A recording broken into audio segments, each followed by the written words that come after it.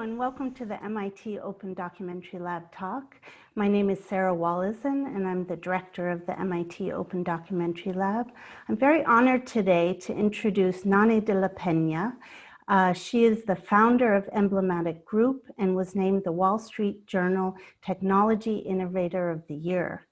And CNET named her one of the 20 most influential Latinos for her pioneering work using cutting-edge technologies to tell important stories. She's a Yale Poynter Media Fellow and a former correspondent for Newsweek, and she's widely credited with pioneering the genre of immersive journalism. She was selected by Wired magazine as a Make Tech Human Agent of Change and has been called the Godmother of Virtual Reality by Engadget and The Guardian. Additionally, Fast Company named her one of the people who made the world more creative for her work in immersive storytelling. At Emblematic Group, she uses cutting-edge technologies to tell important stories, both news-based and fictional, that create intense, empathic engagement on the part of viewers. Her latest endeavor, REACH.love, a platform that empowers anyone to create and distribute AR/VR stories straight in the browser. Today, she's going to talk about the power and considerations of embodiment in constructing extended reality stories, and also her new platform, REACH.love.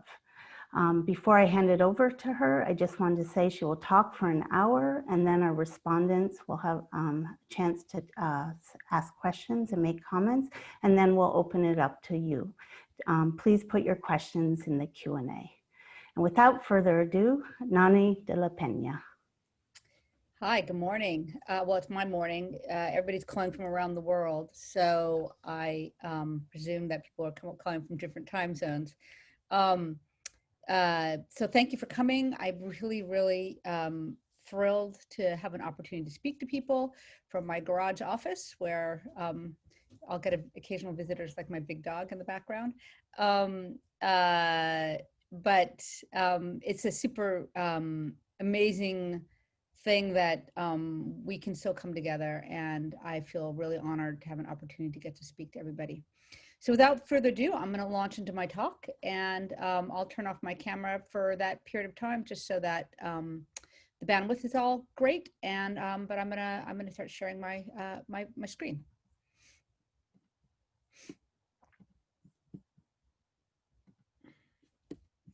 Okay. So first I'm going to talk about this project we managed to pull off this summer. It was a series of films on female teenage activists who come from around the globe. I was lucky enough to direct and produce 3 of them, the Americas, so the US, Mexico, and Brazil, along with a really talented young filmmaker, Erica Barraza. I want to show you a little bit from that series.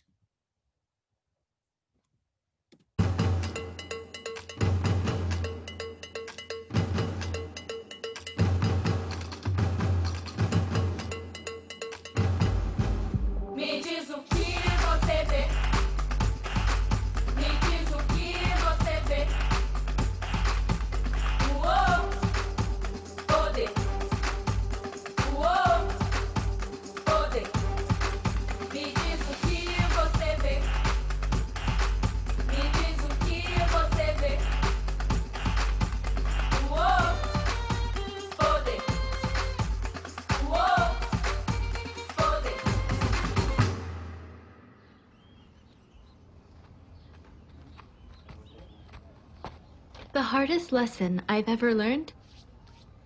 I was 8 years old. It was the lesson that we are going to lose people in our lives, and that we don't have to get used to it, but to understand and accept it. When I lost my father, I was 2 months old. My mother had been arrested, so I lived with my stepfather. I was raised by him until I was 8 years old. He was like a father to me. When my mom had been out of jail for a week, my stepfather was killed.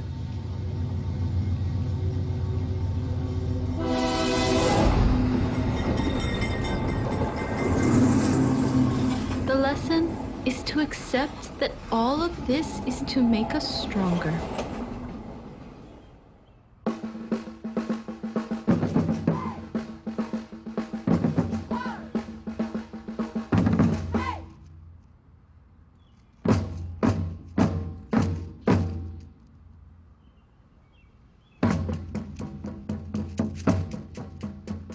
I got to know. I'm going to stop there, and you can watch the rest of the films on that Lenovo site. But I think that the shot of the train coming over the tracks like that, it's probably one of the most amazing shots to watch in 360. The Brazilian team we worked with shooting this stuff just were incredibly talented, and it was a super important story. What's amazing is this young woman who, as you heard, lost kind of everybody in her life. Because she is now a musician and a writer, we ended up being able to use all of her music. The series uses her music throughout. So we're able to license from her music. So it's very not just a story about this young woman, but we were able to kind of give back and bring back into the community, which was super cool. So we talked about my being a correspondent for Newsweek. Martha Gellhorn, who is a World War II reporter, used to talk about journalism as trying to give the view from the ground. And this is one of the cover stories that I worked on. And I spent basically, you know, a night in a crack area and was trying to write about these guys who were, you know, engaged in doing crack and dealing crack, and put you on scene during 24 hours of their life. And that sense of putting you on scene, I think, is what also is really important for how we try to do the VR stories, right?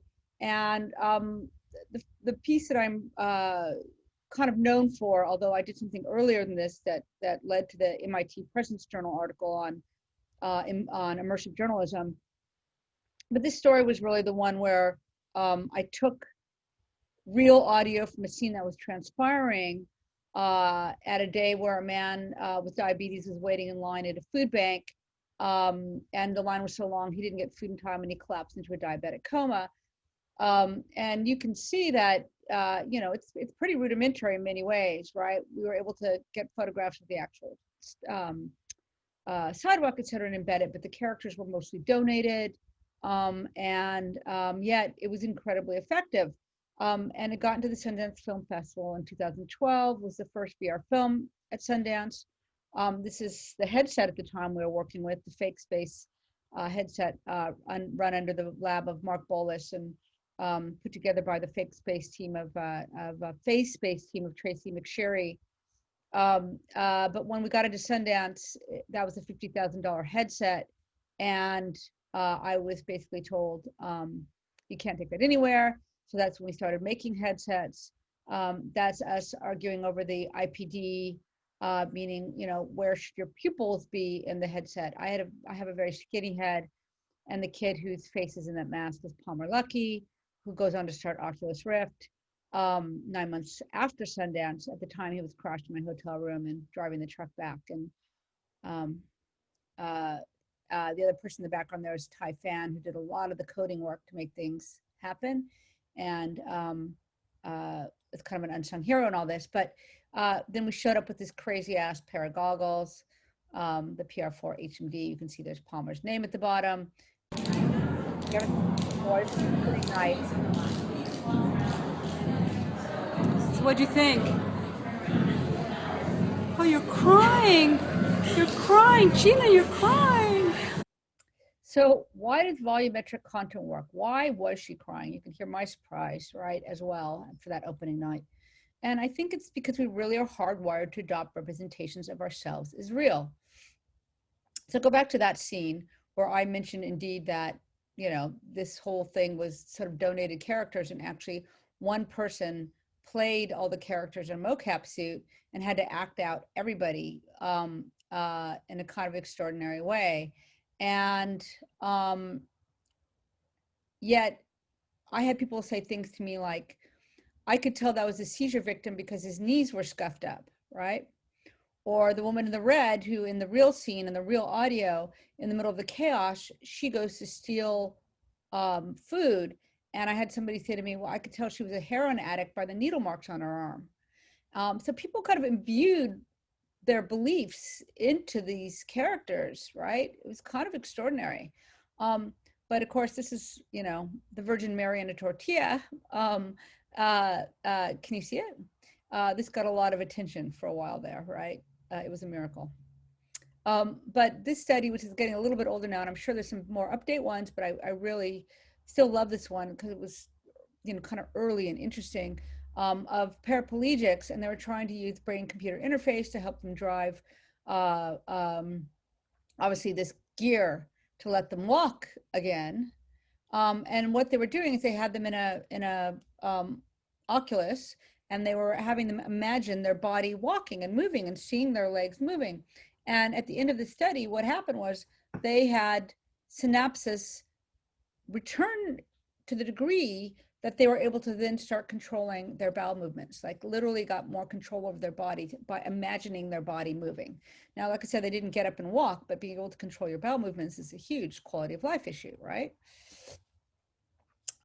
So now let me talk about the embodied, what we called embodied edit. This is a term that came up with my partner, Peggy Weil, who I'll talk to you a little bit about this project we did together. You know, the idea of the embodied edit is that you're taken with your full body along a timeline, that there's editing going on, where you're teleported from one place to another, et cetera. And that's very much done in a, you know, intentional way to carry the story forward.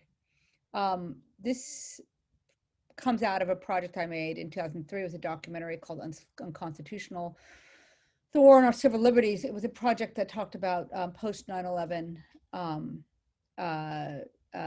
You know, we were really locking a lot of people up, and there's a lot of civil liberties challenges like Guantanamo Bay Prison. And I had a big section on Guantanamo Bay Prison, and there was a grant to translate an existing significant project into the digital form. It was the MacArthur Foundation grant with the Bay Area Video Coalition, and I applied with Peggy, and we took this, you know, we created a virtual accessible version of Gitmo in contrast to the real but inaccessible prison camp that I had featured in the documentary. But just to give you an idea about how closely we tried to hew to what was really going on in the prison, or how people were brought there. This is a photograph that was smuggled out by a soldier. And this is what would happen to you in the camp. This was all built in Second Life. And here's a little video of... As soon as I had put on my orange jumpsuit, I was thrown into the back of a C-17 transport plane, and... You are immediately bound, and then a black hood comes over the vision of your avatar. Shut up! We then integrated some sounds that were based on descriptions of what real detainees heard. When the black hood is removed, you find that you're in a cage. Most of the footage is from original Defense Department shots of detainees in Guantanamo Bay. A replica. So, you know, basically what happens to you is you're gone from, you know, the C-17 transport plane where you walk in and you give up control of your character. You don't know exactly what's going to happen. And then when the hood comes up, you've been edited to a new place. You're suddenly in this cage, and that's what I would call an embodied edit. And I think it's a very useful technique to think about how we're going to tell stories. And then I want to talk to you a little bit about what I call embodied digital rhetoric. There's lots of work done on rhetoric and the power of rhetoric. Certainly digital rhetoric has come up a number of times, but now I'm going to talk to you a little bit about what I mean by embodied digital rhetoric.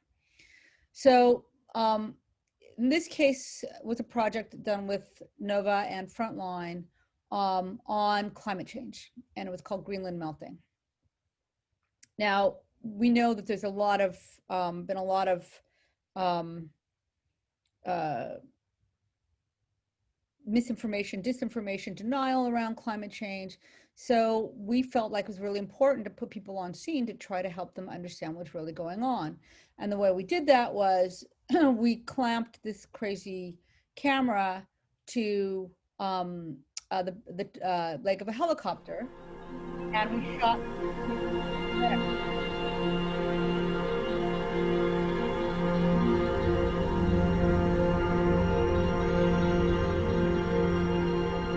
When you look at the glacier like that from the vantage point of an helicopter, it looks like it's going to be here forever. And then what we did is we took that footage and we put it onto a sphere, and then we took that helicopter and we made a exact replica of the helicopter, and then we put you inside the helicopter so you could be looking at Greenland below you. Of course, you saw there was no pilot in the helicopter, but that was kind of an interesting issue ethically, journalistically. You know, if we're putting you in this fake kind of helicopter scene, do we put in a, you know, fake pilot, and decided not to. So you get to fly without one. But here's a trailer of what how When you look at the glacier like that from the vantage point of an helicopter, it looks like it's going to be here forever. How could it possibly go away?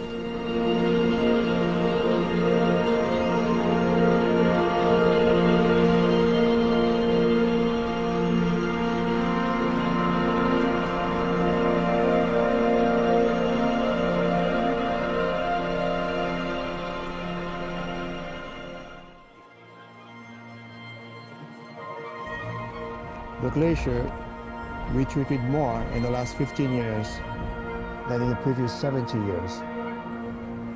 We'd like to know why.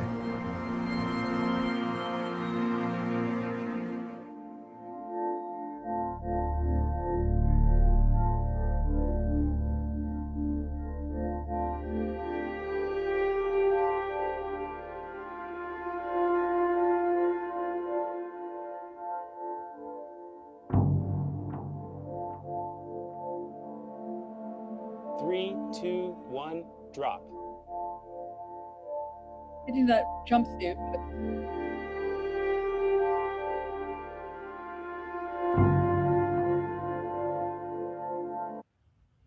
So, sorry, just saying about that jumpsuit was a really interesting question, because we had to capture him with videogrammetry, and it was a real, you know, how do we film these people who aren't really in the airplane when they're being filmed? They're constructed separately and put together. And it was really journalistically debate for us about if he's in his jumpsuit, do we make people feel like he was filmed in his airplane, and is that, you know, basically not reality, and are we tricking our viewers? But he was like, look, I never appear in my airplane without being in my jumpsuit. I want to be in my jumpsuit. So eventually he won, but it was an interesting question. But then, you know, also when you're dealing with new techniques, we sometimes got these very flat images that had to be made into volumetric images in order to let people walk around and be on scene. And this is a ZBrush work that was done in my studio to make the volumetric stuff work. So it's kind of cool to turn it from flat to being, you know, volumetrically, you know, you're able to literally walk around it. And this is what the final output is with the guy doing videogrammetry. But the truth is that we had did a lot of research around this, and people very much felt like they were there, right? And we did a study in which we looked at showing it just in a flat, regular, you know, 16:9 way. Then we did a 360 video of it, and then we did a full volumetric. And this was a study that was done with the Lear Center at USC. And there was no doubt about it that the volumetric one was the most impressive, and the sense of, you know, the being at the side of a glacier while the glacier was melting and going underwater, that the impact of all that was most deeply felt. And the important other part about this was that, like, it really demystifies the science. You know, you could imagine yourself in the back of that airplane dropping that tube, which had a thermometer in it, into the ocean, right? So he's measuring the temperature of the ocean. It's quite feasible that anybody can do that. And I think that's really important about this piece. By standing on their research boats, by being in their plane, by being next to a glacier, it doesn't seem like these scientists are in their cubby holes making stuff up. And this is really important right now. This was a text sent to me last year or the year before now from the American Physical Society. This is a good friend who's a quantum physicist. And this was one of the sessions, and he walked in and there was no session. And we know that Scientific American has just very vigorously come out about the lack of trust in science under this administration. And I think it's important that journalistically, when we're telling these stories, that we have to, unfortunately, keep trying to bring the science back in what we're reporting. We really do need the science. This is just, and I'll show you something in REACH. I built this very quickly in REACH, but on the right is a, it's obviously the coronavirus. I just grab these free ones, just sort of throw them up against the other. And on the left is a flu virus, an influenza virus. So like, they're clearly very different. They are not the same. And I think things like this, visualizations like this can be extremely useful. So now I'm going to talk on about a duality of presence, what I call duality of presence, which is that feeling of being in two places at once. And I think that's really unique and interesting about VR. I had many people say to me, wow, I feel like I'm here, but I feel like I'm there too. Or I feel like I'm there, but I know I'm here too. And it's a really interesting phenomenon that I think is going to become very normal for us as we go on. I know during the pandemic myself, I've ended up doing way more using VR to get exercise because, the places I normally do are really, really crowded, and there's a lot of people not wearing masks. It makes me really uncomfortable. So that's become one of my fun go-to places, is another place. But let me talk to you a little bit about that early on idea. So this is a woman at, in Hungary. These are some images from Hungary, LA, where I really first started discovering this issue.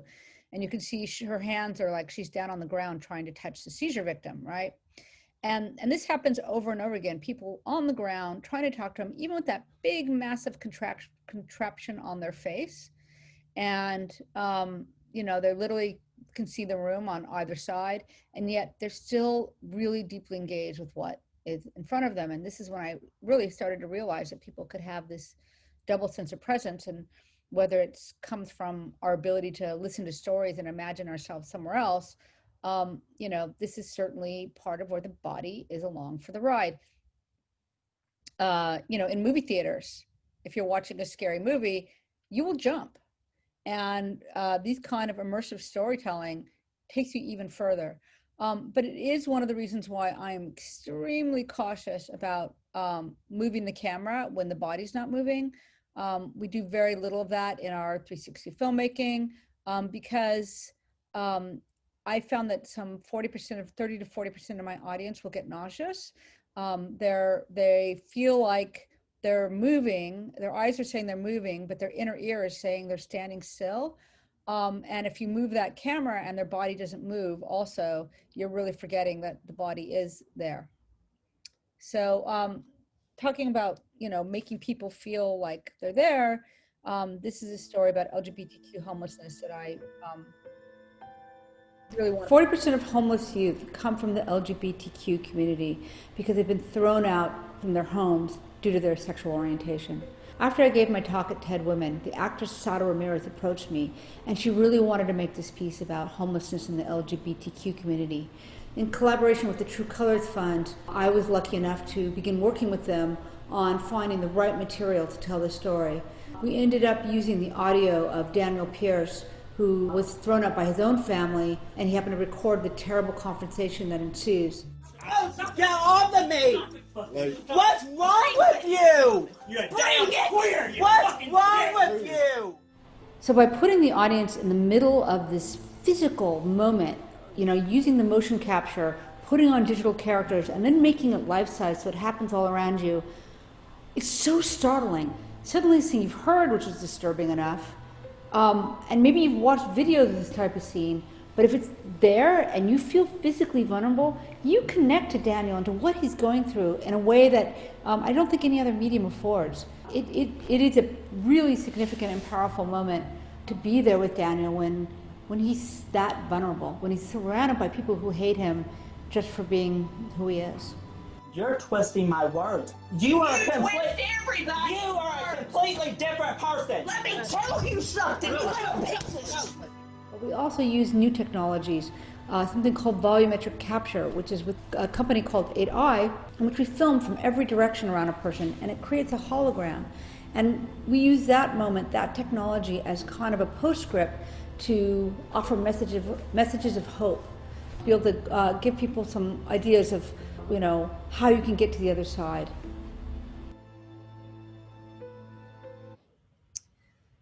I'm going to talk to you about, you know, so that's that idea of like duality of presence being important for that story. Now I want to talk to you about what I call space and place.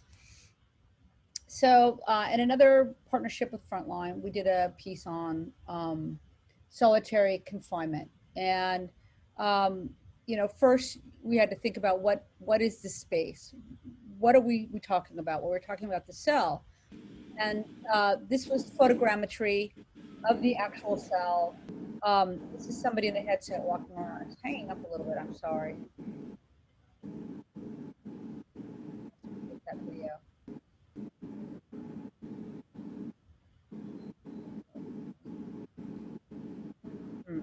Anyway, so, but you can see that this is actual, these are a series of images that were taken to capture the cell.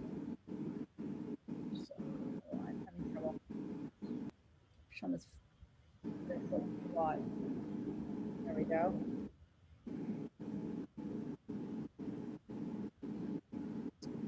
My quick time is hanging up. I think I'm gonna have to take a look at what's going on. I just bought a brand new laptop and it shouldn't be doing this.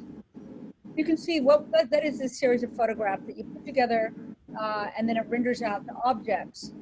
So you're literally looking at a room. And we had somebody locked into this real solitary confinement cell for 3 hours. They had to come into the cell and they had to finish up all the pictures so that we could make this piece, right? Now we've got the space captured. I'm going to go on. And then we did is this guy who spent quite a few years in solitary, I think about just under 4, Kenny, we then brought him to our same stage in LA and captured him volumetrically in you know, a series of video from every angle. This is 8i, which unfortunately went out of business, started doing this a little early, I think. It's hard to, when you're innovator sometimes, to stay there, but we videotaped him from every single angle and then put together the piece. Here's a trailer from. When I walked into my cell, I didn't realize that I would be spending 5.5 years of my life in solitary confinement. I look fine, but I'm not. 18 years old, I was new to the system, never really been in trouble before. As an adult, the solitary confinement and the sensory deprivation, years of it drove a relatively sane young man insane. Cut myself thousands of times, just over and over and over and over. I acted out, I assaulted staff, I committed arson, and I did a lot of bad things. But that's what solitary confinement does to you. It breaks you down and it turns you into an animal.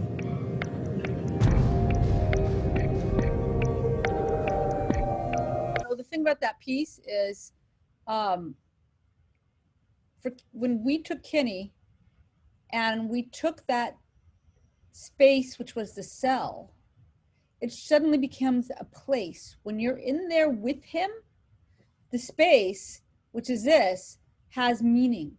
You understand that this room has a different feeling and it becomes a place in which something happens. And in this case, it basically literally drives Kenny insane. After he came to be filmed with us, he had a breakdown and had to be institutionalized for his mental health issues. So, you know, this space, which otherwise is incredible to be in, really takes on meaning as a place when something happens within it. And in this case, what is it like to be with this man, this really big man in that tiny place, cutting himself, etc. We've also been trying to think about like what does it mean to have a place on a microscopic level and to tell a story, a bigger story. In this case, I've been working on a project on Lyme disease and really working on the story of this woman, Vicky, who really, it was confirmed that she had Lyme after her death, even though her doctor had given her big doses of antibiotics and it would make her better. The insurance company cut her off because it was too expensive. And I think that is really an interesting moment, because when the insurance company stopped paying for these treatments, that's when we start hearing all these things about Lyme loonies. And I really think it's a moment in which there's kind of a shift against the patient, which is shifting back now as we're learning more and more. But let me just show you what we tried to make to try to start help people understand the significance of what happened to her, but in this much more, you know, what's the word I'm looking for? Well, you'll see it. Hi there, I'm an Empire Blue Cross drone. Welcome to this Lyme disease simulation. Let's see what I can do to help you get healthy again. Let's work together to fight off this disease. The Borrelia spirochetes seem to be multiplying. Try smashing them with your fist. Your insurance coverage is kicking in.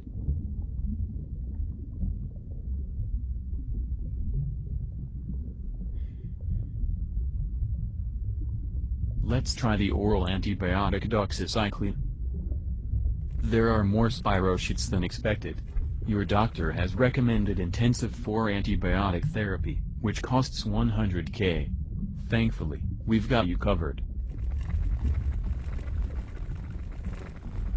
There are more spirochetes than expected. But don't worry, I'm here and I've got you covered. I'm just getting an update. It looks like our insurance company is switching to a for-profit model. Please stand by. I'm sorry, 4 antibiotic therapy is now considered an experimental treatment, even though your doctor keeps ordering them. Your coverage has been denied. Not much I can do now. Maybe you can pay the $100K for the 4th antibiotics out of pocket. Good luck. Thanks for staying insured with us. To speak to a representative, say representative. All right, I think you get it, right? The frustration people experience, and also the fact that you know, how do you represent all that? And you know, we had to take you down to this place of the microscopic levels in order to kind of really convey the frustration in having your insurance company cut off. I want to talk about embodiment and behavioral realism. So I wanted to do a piece that very early on about Syrian refugees and why would people leave their home. This is actually, I really had hoped to do facial capture and body capture. Of course, I didn't really have a budget to do it, and I was doing my best, but as you can see, she looks like a zombie, right? She looks absolutely terrible. Let me just talk to you a little bit about where that project came from. After I'd done hunger, I was commissioned by the World Economic Forum to do something about Syrian refugees, and Assad was really targeting children to get to their parents. I think you really can make a case that this is very similar to what we've been doing on the border, where we've been separating children from their parents. So if you think of Assad as being a pretty awful dictator, I think that that policy, you have to speak out against it as well. But in the meantime, what I did is I found some footage and put the things together to make it as realistic as possible.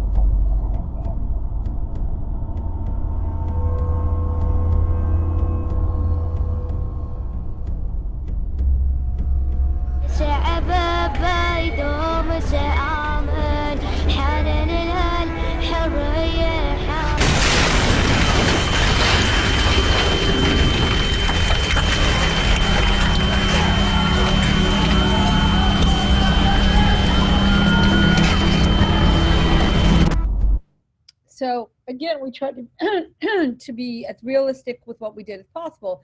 We did very, very elaborate art Bibles that really tried to determine that we,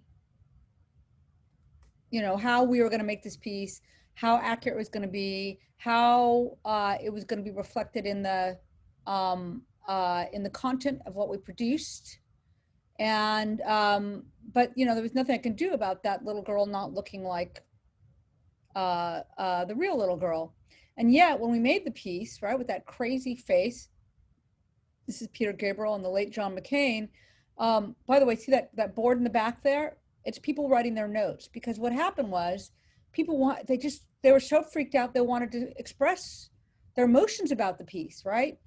And we had to get a bulletin board so people could write stuff down, because they felt really, such intense emotions about it.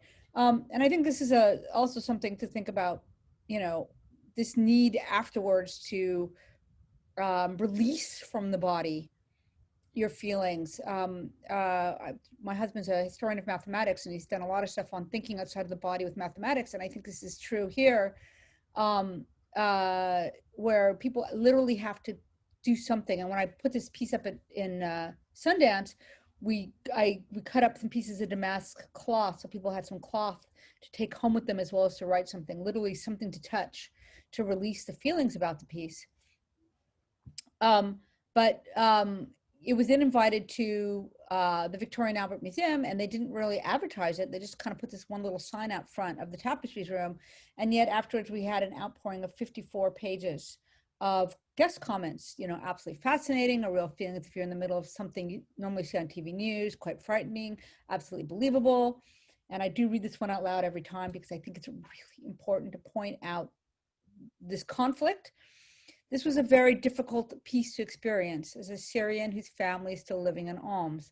Although I felt that the piece was inappropriate at first, I've certainly changed my mind after experiencing it firsthand. It's important for the world to bear witness to the situation in Syria, and this is a powerful and effective way to do that. I hope you're able to grow this technology further. So once again, with this project, we did a flat version, a 360 video version, right? And people were really commenting on the uncanny valley effect, the way that it looked. But once people were in the full volumetric walk around version, that didn't matter. The way that girl looked, that crazy face, it just didn't matter. What mattered was that there was no penetration, that people didn't penetrate the sidewalk, or that a car didn't run through them, or things that really, really take your eye away and make you feel that the situation is too far out of the real world and it's unbelievable. But having something look like this, it really challenges the notion of the uncanny valley, because if anything's uncanny, she sure is. And yet the behavioral realism of the piece was more important in terms of the impact than the actual physical look. So sometimes when you don't have a budget to make things quite of the quality that you'd like to have it, look at, you need to just really think about behavioral realism as being more important. And that's where you should put your focus than whether her eyelids are actually in the right place. Okay, let me move on to another project we did, which I think is important to talk about. In this case, it was a early prototype we did with Google, where we were looking at, can we de-escalate police departments to keep them from shooting people? And the object was to ask the right question to keep the agitation level down. And what was interesting is we could obviously monitor the timbre of your voice. Was it louder? Did it go higher pitch? Were you yelling? We could also monitor, where were your hands? Were they on your shoulder or were they down on your gun? And these kind of things would make a difference in whether somebody got more upset. And all those questions and all the responses were taken from really careful analysis of real scenarios. And I don't know, this was with Jigsaw, Google Jigsaw, and they disbanded, but I don't know what happened to the project. It sure seems to me still a very, very useful one to take to a further space. And then, you know, obviously I was talking to you about that look and how now things are very different. And this is a project we did in the Microsoft stage of a woman who was an Olympic fencer, and she used to fence with this guy when she was 10 because there was no guys. And then they did in college, and now they're engaged to get married. And I think this is probably, somebody can correct me if I'm wrong, but probably the first volumetric kiss ever recorded. So I really believe that the future is volumetric, right?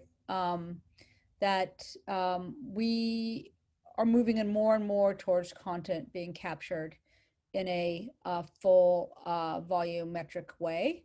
Let me talk about a little bit about this project. This is one we're just going to kick off, and it's with Microsoft Research, University of Arizona, and Honor Health. And we're looking at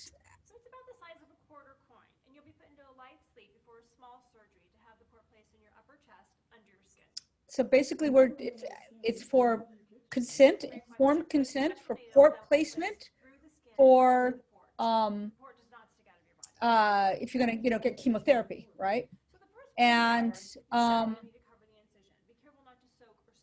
so this is a viewpoint of the two characters, which is our original one, and then we split it apart and put you as you start your new treatment, you're going to have a port placed. Now what is a port?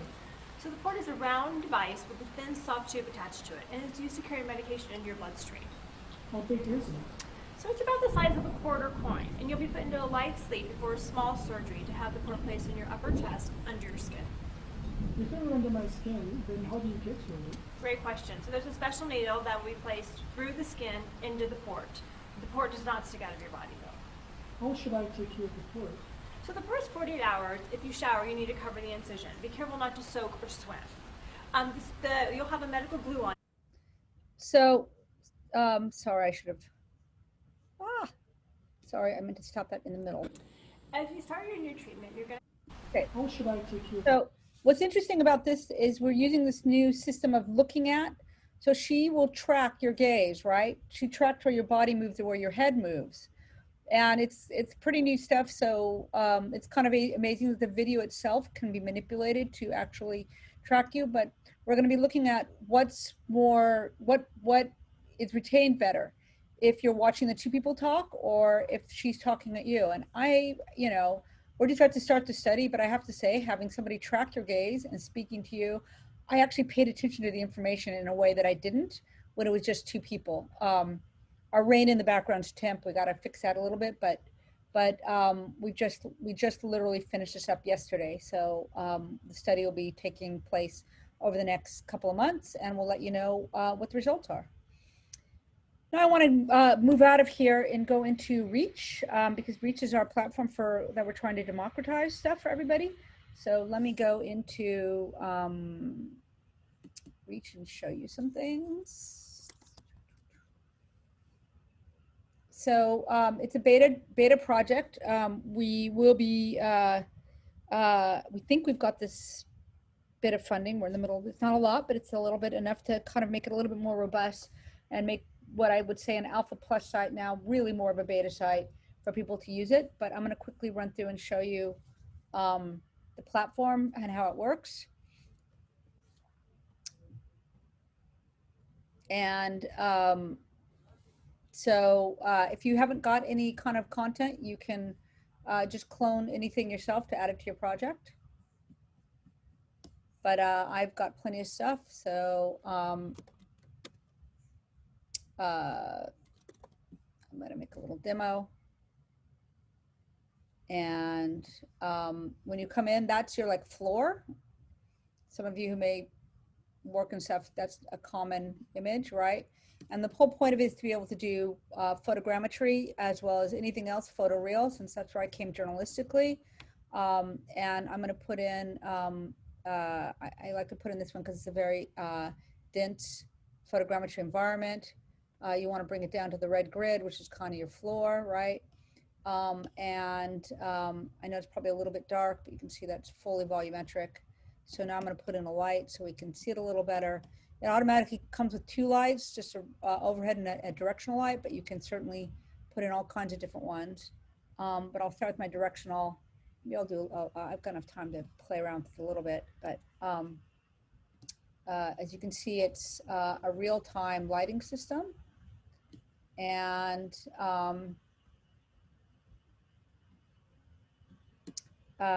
you can put in different skies. I'm going to play with the light just a tiny bit. I'm going to add a new light just to show you kind of the fun of it. Let's see, let's make the spotlight a 3, and then we'll make it a nice bright red color. I have a green. Okay, and there you can see my spotlight is there, and I can move it over if I want to. Right, so there's my green spotlight. Changing my colors if I need to, creating a different quality. And then you can add your own different skybox. Here's like a night sky, or you can actually add a 360 video or a panorama. Here's the actual real panorama. Obviously you need to match your lighting to make it work. But then you can add objects. I'm going to get another object for you, but in the meantime, I'm just going to show you just a silly, quick animated one. He's obviously really big, so when you scale him down, you can either use these and make them skinnier or fatter or whatever you want. But the white kind of grayish boxes allows you to keep the dimensions proper. Really feel a little bit skinny. Fatten him back up again. Position him a little better. He's still a little big. This is actually a really big environment.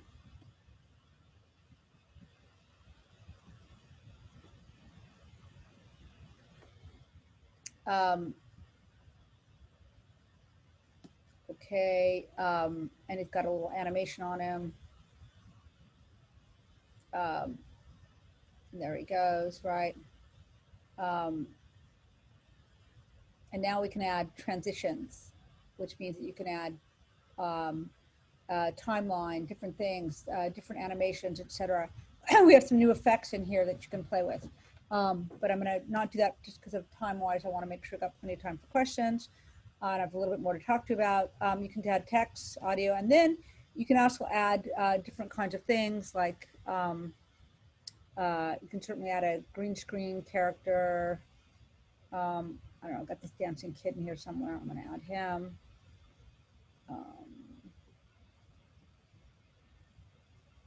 Scale him up a little bit. So just so you know that this is actually just video, right? So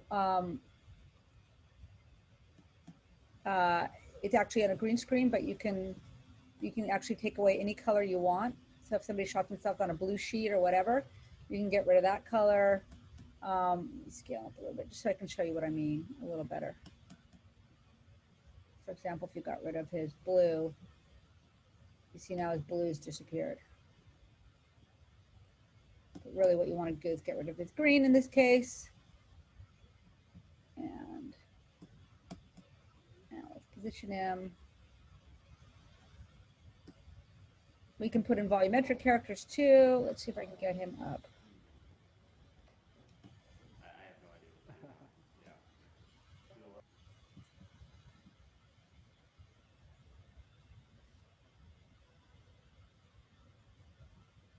I'm loading a lot of stuff in right now, so it's taking a minute to get a volumetric character in here.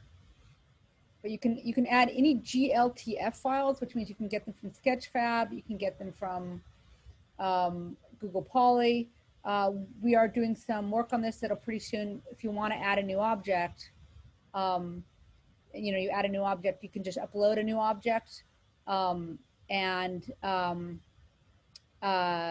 but at a certain point, the library will be available to search more easily. But let me just get that guy. Where is he? He's here. Let's make him a little bit bigger.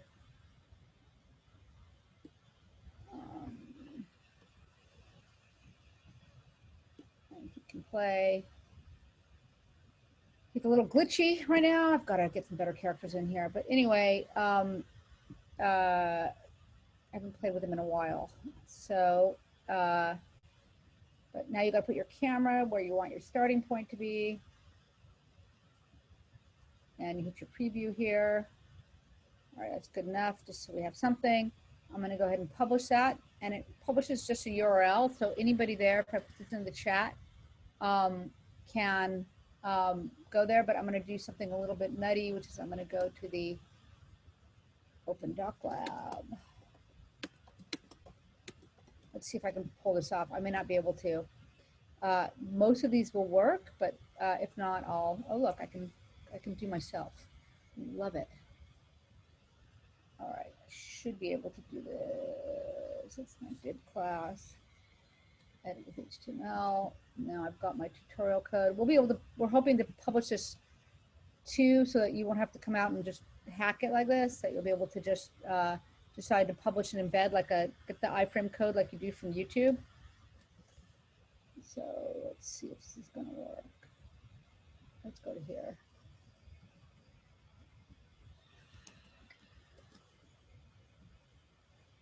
There we go.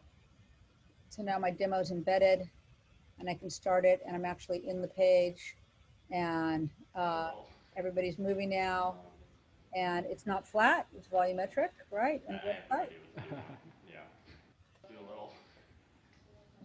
and in VR mode, you'd literally be able to walk around with a headset. Okay, I'm gonna escape from there and I'm gonna get rid of that because whoop. It's actually going to take a lot of my stuff, so I'm not going to bother with that right now. Okay, back to my presentation as we wrap up. Like, what sort of things have we made with that? Let me go back to full screen. We've been working on a piece on a kid named Stanley Hayami. Move that out of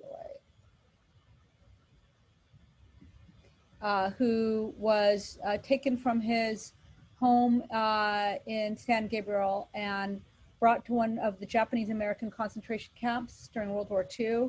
And he was an incredible thinker and an artist and a writer, and he made these incredible drawings. And we have been animating his drawings and telling his story. We also have done photogrammetry and combined them with his animated drawings. And recently The Guardian did a story about, virtual crisis. And what we're doing is we're gonna make a full WebXR version of this diary, and we made a little trailer that then The Guardian embedded in their website, so you can see how this would be used. So that's a photogrammetry of the kind of barrack he and his family were living in at the time. And again, if you hit VR mode, we just had to use flat video. We didn't have a budget to capture anybody volumetrically as actors in this, but believe it or not, he's speaking and drawing back there, and the audio is not playing for some reason, but that's okay. You could go onto the Guardian website and find this. But we'll be publishing the full thing shortly.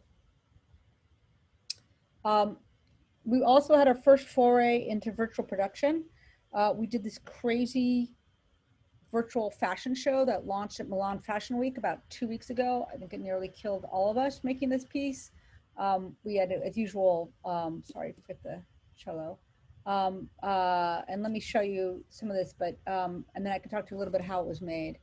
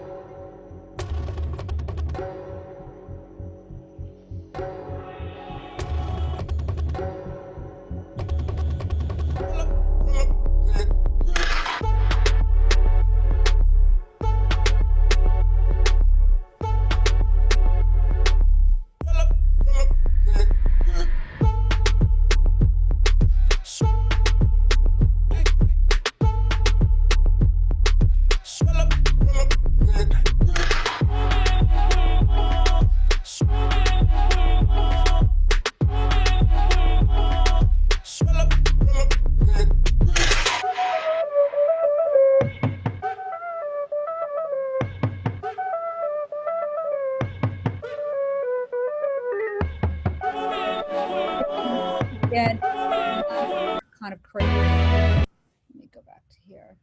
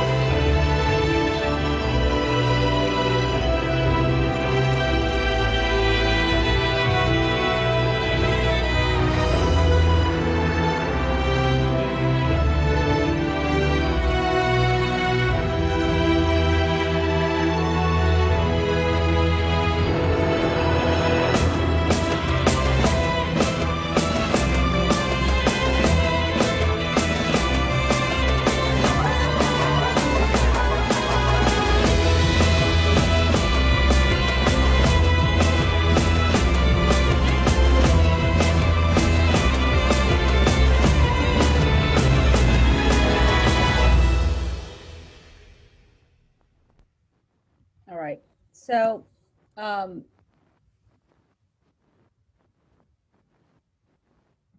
gonna put my camera back on. So that, oh, sorry. Let me just,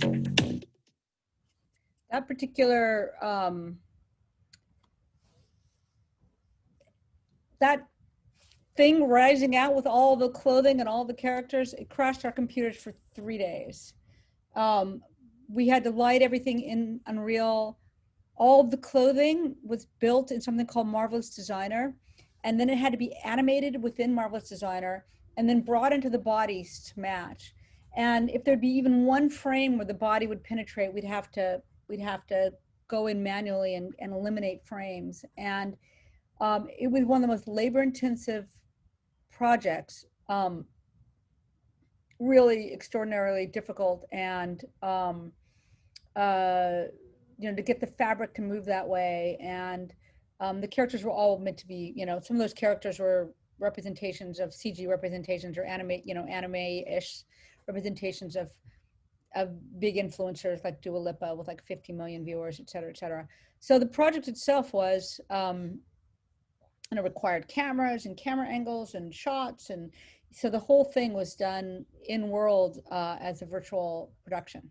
So with that, I know we're up for Q&A. I think that's probably enough to get you guys thinking about all the different ways of doing embodied filmmaking, or sorry, embodied VR, embodiment. Okay, I'm open for questions. And Sarah, hopefully you can lead us through. Yes, thank you so much, Nonny. Incredible work in such breadth and depth. We have a lot of questions. Does anyone, any of the ODL fellows have any questions to start? Any respondents? Oh, William. Nonny, thank you so much. It's, you know, Godmother of VR, my butt. You're the godmother of, like, you're the generator of so much cool stuff. Thank you so much. Yeah, there's a lot of stuff and to talk about, and partly I want to ask you about the new language and concepts that we need when we work with embodied stuff. I want to talk to you about access and what a great idea REACH is in terms of opening this stuff up for more people to use. But I think what I really want to ask is just a simple question, but also one with profound implications for the film as we know it, and that is the last thing you showed is virtual production. It's got a ways to go, but it's really, we're getting, I think, close to a shift. That shift from scissors and glue to digital editing, to digital video. We're about ready to make a jump into things like game engines and what you're showing us with virtual production. And could you just talk, what do you think the timeline is for that? Do you think the industry is it on their horizon yet? Are they even talking about it? Or No, huge virtual production stages are being built now. Now, what I showed you was it was intentional to have all those digital characters, et cetera. So the way that most of the virtual production is being designed right now is they're putting huge screens, they're building the environments in basically like photogrammetry or photoreal. They're projecting them into the screens and they're having the actors be filmed against those screens. And then they swap out the real Unreal environments and take the filmed stuff and put it into Unreal. So the entire production is basically being built in Unreal. And so this is being utilized. There's stages popping over all around Los Angeles for really full on virtual production. Now ours was unusual in that we did CG characters, but you could see the strings, the clothing, the flowing of the clothing, and bringing the two together like that, we had to break additional ground to make that happen. And so my guess is we're going to see that kind of level in the headset. Right now, I can't play that back in real time yet because it's just too much processing power. But that gives you a flavor of what you can build in Unreal. And as the processing gets better, you're going to be able to move through scenes like that with that kind of fidelity to fabric and water and expression and emotion. And, we didn't do any facial animation or anything like that. Our budget actually was ridiculously low for that piece. I do that sometimes. I'm like, we can make it look better. And of course, I should mind my budget sometimes, but being an artist is always, not always the best for being a producer. So, although we got through, anyway, yeah. So that's my sense is that virtual production is in full gear now. Thanks. Great. Another question amongst the fellows. We can go to questions. There's a lot from the Q&A, so why don't I go there for now? Celine Khan says from Joviarnalism, with immersive embodied experiences that are distressing or traumatic, there's a common criticism that they are just exploitation porn. How do you respond to that? Example, the ex-prisoner in solitary confinement who needed mental health help, and what process do you use to assess whether or how to proceed with a particular experience? So I think that's one of the reasons why I read that Syrian quote in the book, because of the fact that this issue of worrying about exploiting somebody else's story and what it means to put somebody on scene. And I think that the fact that somebody who's from Alms who saw the piece and understood the value of it has helped me feel like, okay, I can keep going down this path. That said, we very much, before people watch pieces, we very much offer the same, we try to rely on best practices that have been established in journalism previously, in terms of warning people, in terms of offering guidance about what people might watch. Certainly with hunger, we had to do this very early on, and people would decline to watch the piece if it seemed something that they personally didn't want to get involved with. I still think we're learning about the power of this medium and how we can offer guidance to whether, to watch it or to make it. Now, I did a really difficult piece on domestic violence. And I used audio from 2 911 calls by 2 sisters who were trying to rescue a 3rd sister unsuccessfully from a fatal attack by the father of her kids. And there are 2 things about that piece that I think are of value. One was that the 2 sisters had become activists in this field and really wanted the story told. And secondly, even though I could have put you on scene really within the shooting and inside the house and with the graphic FOIA material we had, but we chose not to do that. We made sure you were outside the house, that you were not, we tried to be sensitive about what material is presented. There was an interesting issue that I think I disagree with, that was made because it was shown by the New York Times, and the sisters specifically had become involved in an organization against domestic violence. And I had said, at the end of my credits, who the sisters were, or at the very end, and that the sisters had become activists and this was their organization. And the New York Times made me pull out the name of the organization because they felt that that was advocating for the organization. But I feel like if I'm going to get to tell that story and it's their story, I think it's appropriate to let them make that decision. If they want their organization that they're associated with mentioned, I think we should. And I think now I would have pushed back a lot harder in all that I've learned. Okay, so there's my answer on that one. Question from Asia.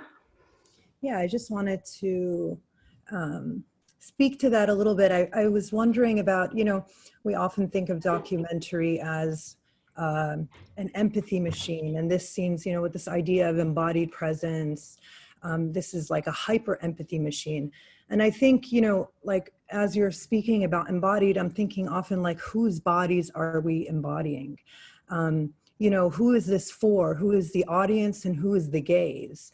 And oftentimes, it's clear that it's a white gaze that's embodying a less privileged, a racialized trauma in a lot of ways. And I think like, the choice, for example, in the Guantanamo story, to embody, the body of a brown person, being imprisoned in what is an ongoing war crime. Like this is made for an American audience. Why the choice to embody, the prisoner and not the prison guard, for example?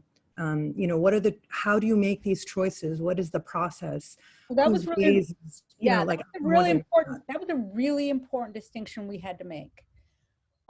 We felt, and having done a little bit of research on this and thinking about this, that if you give people the thing of being the prison guard themselves, that because there was so much freedom to move around. For example, we did at the very end of the piece, we did a whole contemplation area where you could go and hear poetry from Gitmo, you could hear readings of a little bit of the hearings that we had that were done by actors about Gitmo.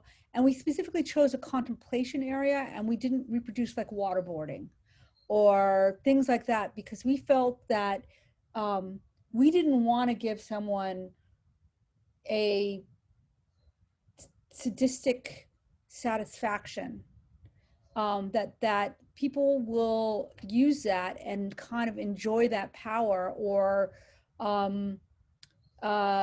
there's just a huge amount of research that's been done. And gosh, what was the thing that just came out of like, I don't know if you're familiar with the Bailenson and Yee work on putting people in Ku Klux Klan outfits, or making them taller, or making them it comes sort of out of the prison, the Stanford prison experiment is kind of an early one for this. But when you put people in this embodied form, that gives them a more authoritative, quote unquote, or,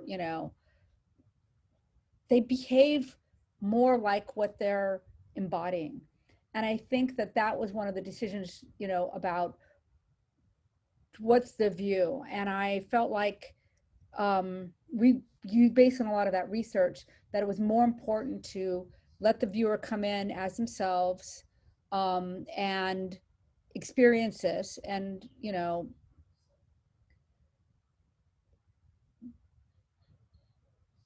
more of that feeling of what it's like to be on scene, than giving people the power to take on those other roles, which again, look at particularly look at the Yee work, YEE, look on the effect of, it's called, the paper's called the Proteus effect, Proteus effect.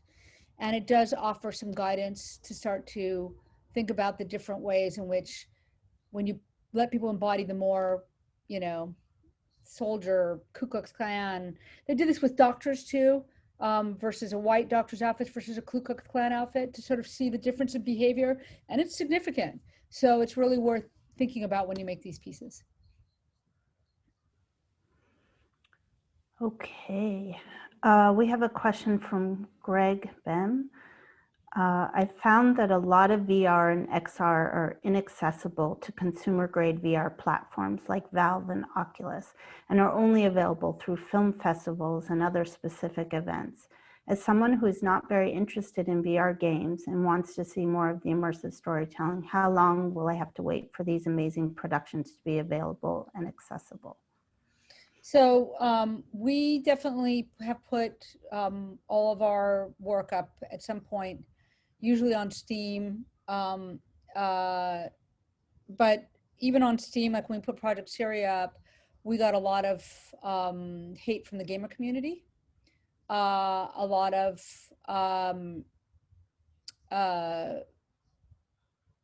really horrible responses to doing stuff about refugees. And it really caused me to pause, and I felt very frustrated by it. And it's one of the reasons, one of the motivating factors for creating REACH was so that anybody can tell their stories. And I think that's also an important moment for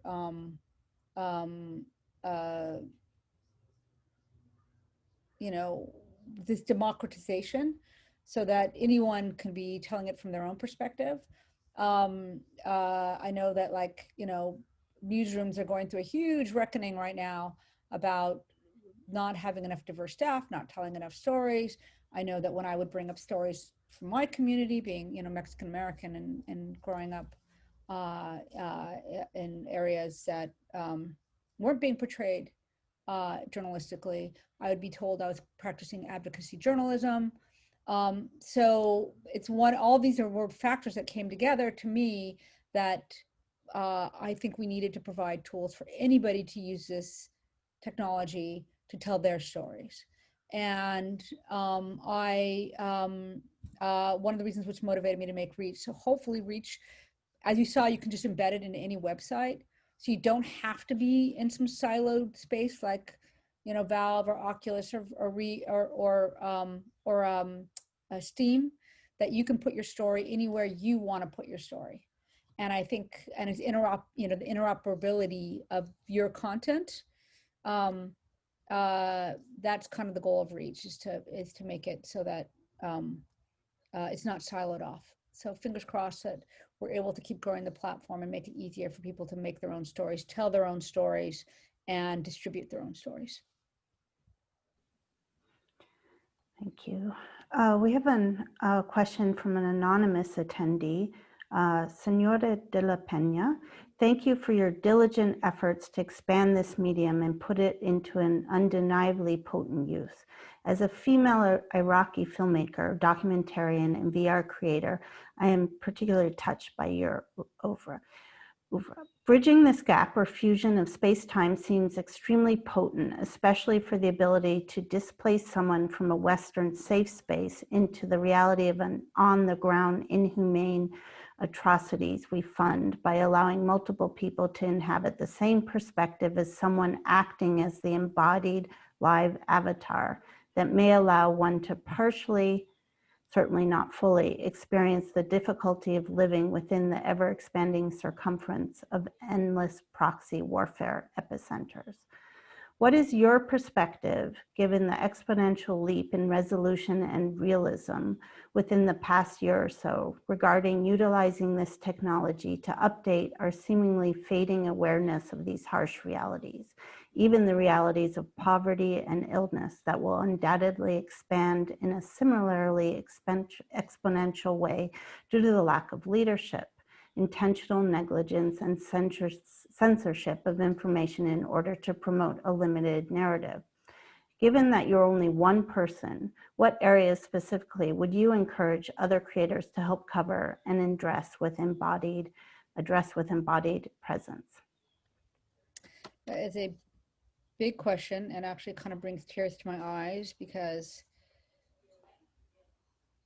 I was on this commission on trust, media, and democracy. That was a Knight Foundation and Aspen Institute commission. I have to say that when it was right, we were in the middle of the commission, or barely just started it, when Donald Trump came out with the idea that the press is the enemy of the people. And there was a lot of discussions about how much of that we could talk about, because we wanted the commission to be able to embrace all viewpoints. And it felt like poking at that felt like we were really poking at people who might be supporters of the president versus otherwise. But I think we all look back about it and think how naive we were. That was actually a much more provocative and has had significant effect on what we see people's relationship is to journalism and to journalistic stories. At the same time, there was lots of discussions about what's the business model, how can journalism be sustainable and survive. And I think that itself, had the journalism organizations been reporting on actually covering their communities in a larger way, they might have had more subscribers. They might have seen people wanting to support their journalism organizations if they were actually covering stories of the people in their communities. So you're asking this question at a time where I think that journalism is going through a real reckoning. I actually, you know what, can I just quickly share my screen again? I was talking, I was just, I had a few notes on this that I didn't really, I ran out of time when I was looking at making this, but let me go down, sorry. Because I was talking about some ethics around this, right? Hang on, let me just, I've got this open. Well, you can still see this. There's so many fake news sites, right? And this is important to keep in mind when you're thinking about how do you tell the stories that are on the ground and important at the same time as combat this issue and make sure that that these are, important things. This is this crazy moment of the war room, right, of going into Osama bin Laden, and a lot of newspapers actually, this was actually a shot from a Orthodox paper in Israel, had photoshopped the women out of the background, right? And this is that, lie can travel half around the world while the truth is putting on its shoes. Actually, Mark Twain never said that. It's a lie. But at MIT, the researchers found that, in fact, lies can spread faster than truth. And so when you're asking me this, it's also not just like, oh my God, how are we going to get more people telling these stories, but also how are we going to get through not just the fact that true stories should have impact, but how are we going to disarm fake stories? with hate groups reaching a record high, trust in American democracy has fallen to troubling lows, and we know what's going on, and we need journalism more than ever. So you're touching on a subject to me that's really, really important, that we really need to be telling these stories, and yet the best I can offer is things like trying to create something like REACH.love to provide those tools. And I do believe that we need organizations that are vetted, right? That I think things like a university like MIT has legitimacy, and there's a reason why it has legitimacy. And I think we're going to have to think about how do we make sure that the stories that need to be told are given the same legitimacy. And obviously these organizations are going through, as I said, a reckoning about who their editors are and who the staffers are and how their stories are being told. But at the same time, how do we not undermine the legitimacy of some of those organizations to vet information? I guess it's kind of a long-winded story of saying, please go out there and tell these stories. They're really, really important. And I guess the best that I can offer is, reach, but at the same time, I'm really open to hearing ideas on how we continue to support legitimate verification. One of the things we talked about was can we use blockchain technologies as a way to create provenance on information? And I don't know, where that is or how that could grow further and whether that's the best way to go, but it was just one idea of that kind of water stamping to try to help us know a story is legitimate without necessarily revealing the identity of people who might be at risk for telling the kind of stories that you're mentioning. It's a little long-winded, but I hope that helped. We have a question from Sarah Kaplan. What kind of collaborations or input have you had with educators and psychologists as you've explored different forms of documentaries in VR? Sorry, can you repeat that? Silly of me, I start to read the thing. Could you repeat that, please? Sure. What kind of collaborations or input have you had with educators and psychologists as you've explored different forms of documentaries in VR? So with educators, I've worked a lot with educators, particularly university people. I've worked with students multiple times on these pieces. At the time that I was making a lot of these stories, I was working as a research faculty at USC and then doing my PhD there. So there was a lot of involvement from other students. I haven't worked as closely with psychologists, but something like the piece that was to work on de-escalating the police, all that information was with data that was gathered with psychologists and researchers in the police departments, and so that was an example of gathering multiple people, multiple stakeholders, and a lot more people with authority in that avenue than I had, but then using that to try to build something that could hopefully be a useful tool for all of them. Nadav, you have a question? Yes. Well, thank you for all your amazing work in this field. I have a question about you briefly mentioned that kind of bulletin board that kind of emerged, right, as kind of an organic need from these kind of strong experiences that people went through. And I'm curious, since then, and it seems like an especially relevant question now about this kind of like really sharp emotional dissonance, right, that a lot of people are experiencing even with Zoom and with other virtual spaces, right? You go through this really intense experience and you're suddenly off on your own, right? And you have to deal with it, right? So But I'm wondering if out of all your work with so much immersive media, you've emerged with some kind of like a protocol, or like what are, you know, are kind of best practices almost, because that seems like something that would be super useful, even you know, to be shared amongst, you know, other practitioners, or even people that, you know, do workshops using Zoom or things like that. So yeah, that's a super good question, because um, uh, the pieces that I sort of showed you that kind of came out of this more recent work, which was you know, the 360 films, and then the fashion show, the virtual production, and I'm working on the Lyme disease project and Stanley Hayami.